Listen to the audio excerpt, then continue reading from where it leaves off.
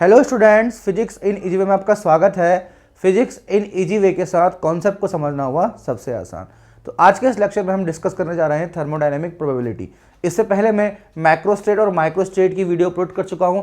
Canonical ensemble, gland canonical ensemble and micro canonical ensemble की video भी upload कर चुका हूं। जिसने वो अभी तक नहीं देखी है तो आई बटन पर लिंक दे दिया, आप जाकर देख सकते हो। उसके बाद अगर आप इस लेक्चर को अटेंड करेंगे तो आपको बेटर समझ में आने वाला है। तो शुरू करते हैं हमारा आज का लेक्चर। इससे प्रीवियस लेक्चर में हमने डिस्कस किया था किसी भी एक मैक्रोस्टेट के करस्पॉन्डिंग बहुत सारी माइक्रोस्टेट एग्जिस्ट करती हैं, तो वही हमारी क्या होती है, थर्मोडायनेमिक प्रोबेबिलिटी होती है। Means number of microstate corresponding to that macrostate. मान लो कि एक मैक्रोस्टेट के करस्पॉन्डिंग हमारे पास 4 माइक्रोस्टेट बनती हैं, तो 4 हो जाएगी हमारा थर्मोडायनेमिक प्रोबेबिलिटी। मान लो एक मैक्रोस्टेट के करस्पॉन्डिंग 10 माइक्रोस्टेट बनती है तो 10 हमारा हो जाएगी थर्मोडायनेमिक प्रोबेबिलिटी। इन जनरल हम कह सकते हैं अगर हमारे पास n फेस पॉइंट्स हैं तो इन n फेस पॉइंट के लिए जो थर्मोडायनेमिक प्रोबेबिलिटी होती है वो होती है n factorial divided by n1 factorial multiply by n2 factorial multiply by so on ni factorial. Omega यहाँ पर थर्मोडायनेमिक प्रोबेबिलिटी होती है। n होता है टोटल फेस पॉइंट। अब ये n1 n2 ये ni क्या है, इसे हम एक एग्जांपल समझने की कोशिश करते हैं। इस एग्जांपल से आपको ये भी समझ में आ जाएगा कि थर्मोडायनेमिक प्रोबेबिलिटी आखिर होती क्या है। तो इस एग्जांपल मैंने लिया है 4 डिस्टिंग्विशेबल कॉइन्स। 4 कॉइन्स हैं जो डिफरेंट है। ऐसा नहीं कि आपको 5 रुपए की सारी कॉइन लेनी है। अगर सारी की सारी कॉइन आप 5 रुपए की लोगे तो वो डिस्टिंग्विशेबल हो जाएगा। आप 1 rupee coin, 2 rupee coin, 5 rupee coin, 10 rupee coin, different coin आपको 4 लेनी है। तो लेट अस से जो आप 4 कॉइन को ले रहे हैं वो 4 कॉइन आपके पास है A, B, C, D। ये 4 कॉइन्स आप ले रहे हो बिकॉज 4 कॉइन बोला गया और बोला गया डिस्टिंग्विशेबल है तो हमने डिफरेंट मान लिया। अगर यहाँ पर लिखा होता है इनडिस्टिंग्विशेबल तो हमें चारों के 4 कॉइन को ए मानना पड़ता, सबको ए मानना पड़ता। जब हम एक कॉइन को उछालते हैं तो हमारे पास 2 पॉसिबिलिटी है, या तो हेड आएगा या फिर टेल आएगा। जब कॉइन के अपर सरफेस पर आपका हेड आएगा तो मैं उसे मान रहा हूं n1, और जब कॉइन के अपर सरफेस पर टेल आएगा तो उसे मैं मान रहा हूं n2। यहां पर लिखा हुआ मैंने, ये लिखी हुई मैंने मैक्रोस्टेट्स, ये लिखी हुई मैंने माइक्रोस्टेट। जब कॉइन का जो हेड होगा वो ऊपर आएगा, माइक्रोस्टेट जब कॉइन का जो टेल होगा वो ऊपर आएगा। ठीक है, तो 4 हमारे पास कॉइन है। तो पहली पॉसिबिलिटी हो सकती है कि मैंने पहला कॉइन उछाला, हेड आ गया, दूसरा कॉइन उछाला तब भी हेड आया, तीसरा उछाल में भी हेड आया और फोर्थ में भी क्या आ गया, हेड आ गया।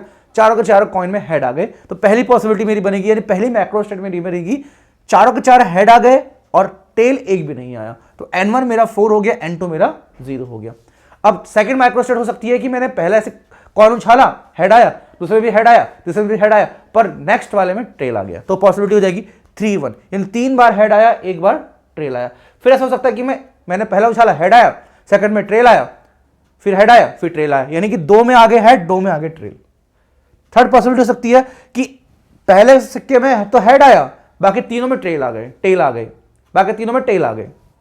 नेक्स्ट पॉसिबिलिटी हो सकती है कि मैंने सिक्का उछाला, एक बार भी हेड नहीं है, हर बार टेल ही आते रहा। तो पॉसिबिलिटी होगा 0,4। तो यहां पे हमारे पास 5 मैक्रोस्टेट्स बन गई। तो मैक्रोस्टेट हम बिना कॉइन को देखे भी आइडिया लगा सकते हैं, बिना पार्टिकल को देखे हुए भी आइडिया लगा सकते हैं कि क्या कि हमारे पास मैक्रोस्टेट्स बन सकती है। बिकॉज हमें पता है कि हमारे पास 4 पार्टिकल्स हैं, 4 कॉइन्स हैं और चारों के चारों कैसी हैं, हमारे डिस्टिंग्विशेबल हैं, डिफरेंट है। तो हो सकता है कि 4 0, 3 1, 2 2, 1 3 और 0 4। कैसे करते हैं, पहले हम मैक्सिमम लिखते हैं, फिर यहाँ 0 लिखते हैं, फिर से हमें एक घटाना है, इसे एक बढ़ाना है। यानी कि ये 4 है, फिर 3 हुआ, फिर 2 हुआ, फिर 1 हुआ, फिर 0 हो गया, ये 0 है, फिर 1 हुआ, फिर 2 हुआ, फिर 3 हुआ, फिर लास्ट में 4 हो गया। अब माइक्रोस्टेट कैसे बनेंगे समझने की कोशिश करते हैं। देखो, जैसे कि आप जानते हो कि चारों के चारों आपके हेड आने वाले हैं। तो हेड आने वाले केस में क्या होगा, देखो आपने कॉइन ए उछाला तब भी हेड आया, कॉइन बी उछाला तब भी हेड आया, कॉइन सी उछाला तब भी हेड आया, कॉइन डी उठाया तब भी हेड आया आपका। तो टेल एक में भी नहीं आया तो टेल वाला 0 हो जाएगा,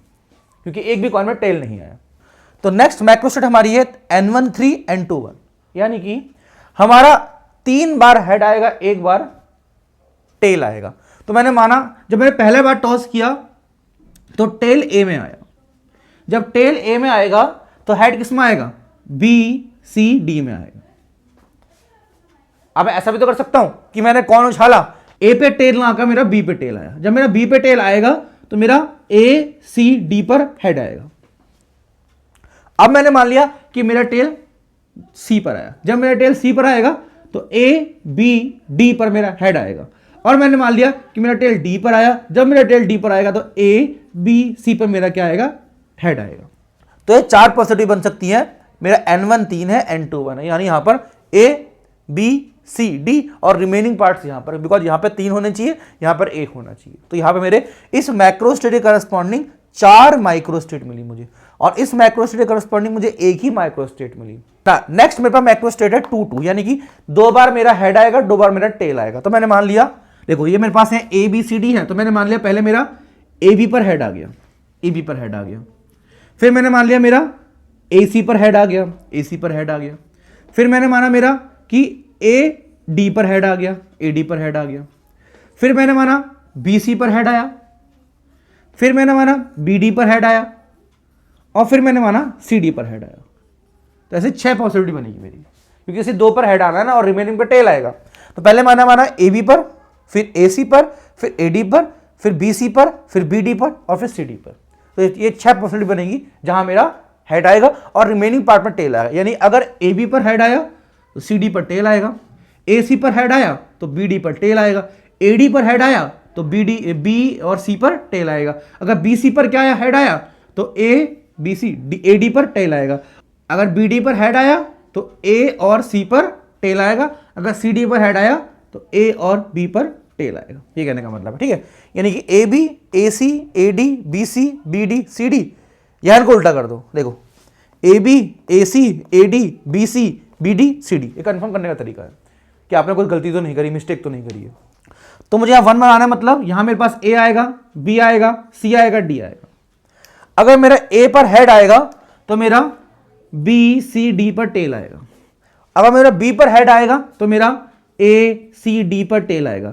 अगर मेरा सी पर हेड आएगा तो मेरा ए बी डी पर टेल आएगा। अगर मेरा डी पर हेड आएगा तो ए बी सी पर टेल आएगा।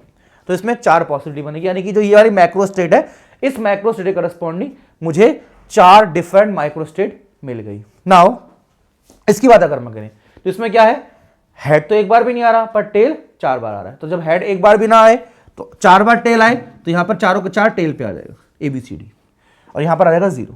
तो इसका मतलब इसके करस्पॉन्डिंग मुझे केवल एक ही माइक्रोस्टेट मिली। तो ये सब मेरी मैक्रोस्टेट्स हैं और ये मेरी माइक्रोस्टेट्स हैं। अब डिफाइन किया था कि थर्मोडायनामिक प्रोबेबिलिटी क्या होती है, number of microstate corresponding to that macrostate. अब ध्यान से देखना, इसको अगर हम ध्यान से देखें तो यहां पर ये मैक्रोस्टेट है, इस मैक्रोस्टेट में कितनी माइक्रोस्टेट बनी, केवल एक ही माइक्रोस्टेट बनी, तो उसकी थर्मोडायनामिक प्रोबेबिलिटी जो हो जाएगी 1 हो जाएगी, 1 हो जाएगी। इस मैक्रोस्टेट के करस्पॉन्डिंग हमको 4 डिफरेंट माइक्रोस्टेट मिली, तो इसकी प्रोबेबिलिटी हो जाएगी 4, इसकी थर्मोडायनामिक प्रोबेबिलिटी हो जाएगी 4। इसमें हमें 6 माइक्रोस्टेट मिली तो इसकी थर्मोडायनामिक प्रोबेबिलिटी 6 हो जाएगी। इसमें हमको 4 मिली तो इसकी 4 हो जाएगी, और इसकी अगेन से हमारी 1 हो जाएगी। ये हो हमारी थर्मोडायनामिक प्रोबेबिलिटी है, ठीक है। अब ये फॉर्मूला क्या है फिर, n factorial divided by n1 factorial, n2 factorial, ni factorial.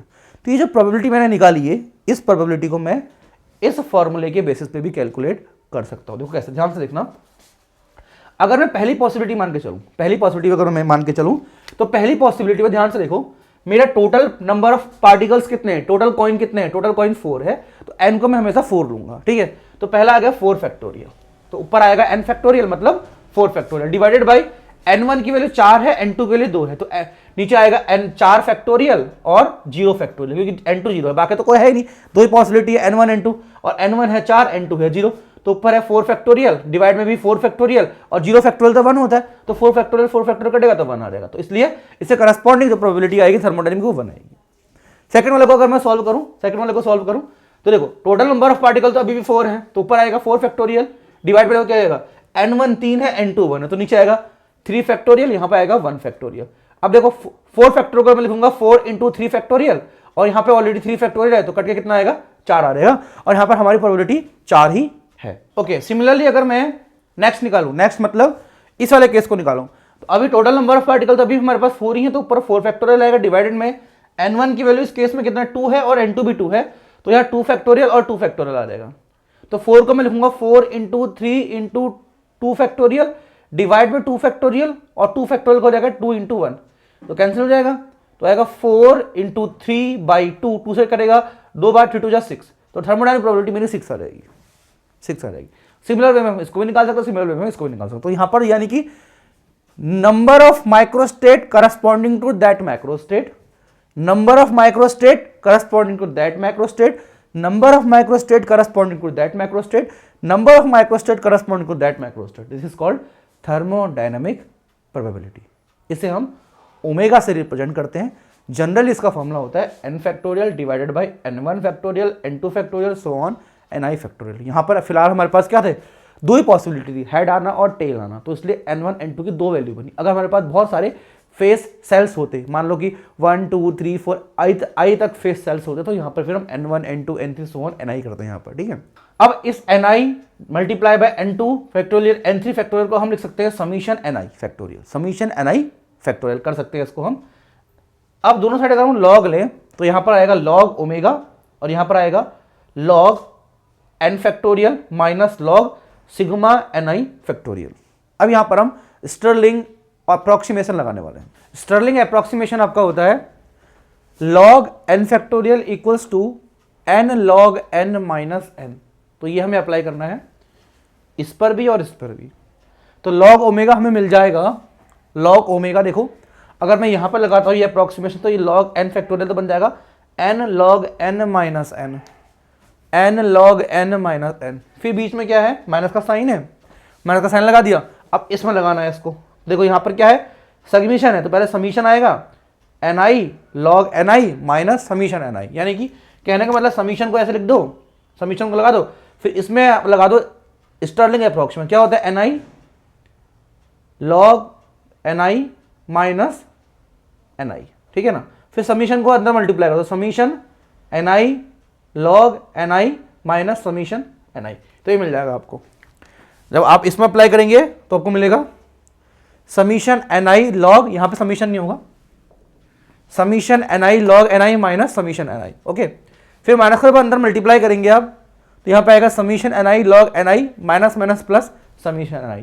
देखो इससे पहले हमने जब एग्जांपल लिया हुआ था उसमें हमारे पास जब n1 0 था, यहाँ 4 था, फिर क्या था 1 था या 3 था, फिर 2 था, फिर यहाँ पर 3 था, यहाँ पर 1 था, फिर यहाँ 4 था, यहाँ पर 0 था। ऐसे हमने मैक्रोस्टेट्स ली हुई थी। ये मैक्रोस्टेट आई थी इससे पहले वाले एग्जांपल पे हमारे पास, ठीक है। तो अगर ये n1 n2 का अगर मैं ऐड करूँ तो 4 मिल रहा है, इसमें ऐड करूँ 4 मिल रहा है, इसमें ऐड करूँ 4 मिल रहा है, इसको भी ऐड करूँ 4 मिल रहा है, इसको भी ऐड करूँ 4 मिल रहा है। मतलब जितने भी ni है उन सबको जब हम जोड़ते हैं तो कैपिटल N के इक्वल हो जाता है। मतलब ये जो ni समीशन है ये कैपिटल N के इक्वल है, तो कैपिटल N कट जाएगा प्लस माइनस होने की वजह से, आपको मिलेगा n log n minus summation ni log ni, ये मिलने वाला है आपको। अब यहाँ पर हमें कंडीशन ऑफ मैक्सिमम प्रोबेबिलिटी निकालनी है, यानी कि मोस्ट प्रोबेबल स्टेट निकालनी है। तो देखो मोस्ट प्रोबेबल स्टेट का मतलब देखो जैसे आपने पढ़ा था कि इसकी फ्रीक्वेंसी कितनी थी, यानी इसके करस्पॉन्डिंग कितनी मैक्रोस्टेट थी, 1 थी, इससे करस्पॉन्डिंग 4 थी, इससे करस्पॉन्डिंग 6 थी, इससे करस्पॉन्डिंग 4 थी, इससे करस्पॉन्डिंग अगेन 1 थी। इससे पहले वाला जो मैंने एग्जांपल दिया हुआ था। अगर मैं इसकी थर्मोडायनामिक प्रोबेबिलिटी निकालूं तो टोटल हमारे पास जो मैक्रोस्टेट बनी थी 16 बन रही थी, क्योंकि देखो 4 इसकी है, 6 इसकी 10, 14, 15 एंड 16, टोटल 16 बनी थी। तो इसकी मैथमेटिकल प्रोबेबिलिटी कितनी रहेगी, 1/16, इसकी 4/16, इसकी 6/16, इसकी 4/16, इसकी 1/16। तो ये मोस्ट प्रोबेबल स्टेट है। तो ये माइक्रोस्टेट जो रहेगी मोस्ट प्रोबेबल स्टेट में रहेगी कि इसकी मैक्सिमम प्रोबेबिलिटी है 6 थर्मोडायनामिक, और नॉर्मल प्रोबेबिलिटी भी मैथमेटिकल प्रोबेबिलिटी सबसे ज्यादा है 6/16 है, ठीक है। तो ये मैक्सिमम प्रोबेबिलिटी है, तो ये आपका मोस्ट प्रोबेबल स्टेट है।